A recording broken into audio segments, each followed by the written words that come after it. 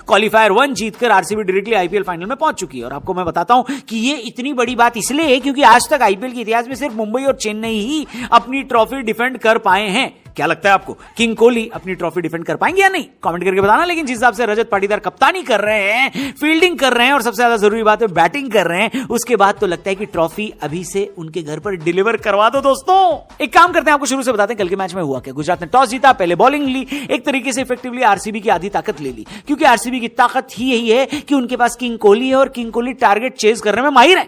लेकिन कोहली को टारगेट अब की चेज नहीं करना था, अब की बार उनको टारगेट सेट करना था। यह काम भी उन्होंने बेहतरीन तरीके से किया। वेंकटेश अय्यर और कोहली ने मिलकर टीम को तेज शुरुआत दी। पावर प्ले के बाद टीम का स्कोर 76 था। इस बीच विराट कोहली ने आईपीएल में 9,231 रन से ज्यादा भी बना लिए, जो कि उनके टेस्ट क्रिकेट के स्कोर से ज्यादा है। सब कुछ सही जा रहा था। ऐसा लग रहा था कि बेंगलुरु को 250 रन से नीचे रोकने वाला कोई माई का लाल पैदा नहीं हुआ। लेकिन एक पैदा हुआ था, नाम था जेसन होल्डर, जिसने एक ही ओवर में विराट और पडिक्कल का विकेट लेकर अचानक से आरसीबी को बैकफुट पे ढकेल दिया। ऐसा लगने लगा कि अब तो आरसीबी 200 भी बना ले तो बड़ी बात हो जाएगी। लेकिन रजत पाटीदार ने कहा, क्या कहा? रुको जरा, सब्र करो। धर्मशाला के मैदान में कल हिमाचल प्रदेश क्रिकेट एसोसिएशन वालों ने वैसे तो आतिशबाजी का पूरा इंतजाम कर रखा था, लेकिन असली आतिशबाजी तो रजत भाई ने दिखाई है ब्रो। गुजरात के गेंदबाजों को ऐसे पकड़ पकड़ के धोया है, पेला है, जैसे गुजरात को ड्राई स्टेट उनकी टीम ने कर रखा है। भैया नाम रजत था, लेकिन उनके सारे शॉट 24 कैरेट गोल्ड थे। ऐसे टाइम पर ये शॉट्स आए जब बेंगलुरु प्रेशर में था। रजत पाटीदार ने मेरे हिसाब से इस टूर्नामेंट की one of the best inning खेल दी और विराट कोहली की आंखें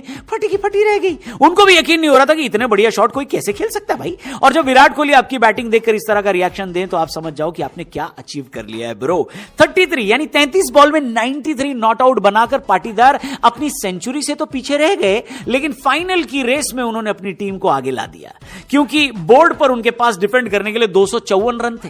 यहां मैं आपको बता दूं, आईपीएल के इतिहास में प्लेऑफ में कभी इतने ज्यादा रन नहीं बने जितने कल बेंगलुरु ने बना दिए थे। और मैं ये पहले से कहता आया हूं कि शुभमन गिल की टीम का असली टेस्ट तभी है जब उनको 230, 240 या 250 का स्कोर बनाना हो, क्योंकि ये टीम इतनी विस्फोटक नहीं है जितनी आईपीएल की बाकी टीम है। छक्का मारने में ज्यादा यकीन नहीं करते ये लोग। हां, चौके अच्छे मारते हैं। साई सुदर्शन ने यही काम बेहद अच्छे से किया था और शुरुआत बहुत अच्छी करी थी। लेकिन किसी ने कहा है ना कि जब किस्मत खराब हो तो ऊंट पर बैठे आदमी को भी कुत्ता काट जाता है। वही हुआ। साई सुदर्शन की किस्मत इतनी खराब थी कि उन्होंने एक चौका लगा दिया था, लेकिन बल्ला उनके हाथ से छूटा और जाकर स्टंप पर लगा, जिसकी वजह से वो हिट विकेट हो गए। ये वो पल था जो गुजरात को बिल्कुल नहीं चाहिए था, क्योंकि अभी तक पावर प्ले में विकेट नहीं जाते थे इनके। लेकिन यहां पर एक विकेट जाते ही बाकी की भी लाइन लग गई। शुभमन गिल भी आउट हुए, निशांत सिंधु भी आउट हुए। जॉस बटलर के आउट होने के बाद तो ये बात क्लियर हो गई कि ये टीम 254 तो नहीं बना सकती। पावर प्ले के अंदर आधी टीम आउट हो चुकी थी गुजरात की, जो कि देखने में काफी अजीब लग रहा था, क्योंकि गिल और सुदर्शन के रहते कभी ये नौबत आती ही नहीं थी। लेकिन एक खराब दिन के चलते ये नौबत आ गई और फिर ये बात क्लियर थी कि गुजरात ये मैच जीतने वाली नहीं है, उनको चंडीगढ़ जाना पड़ेगा।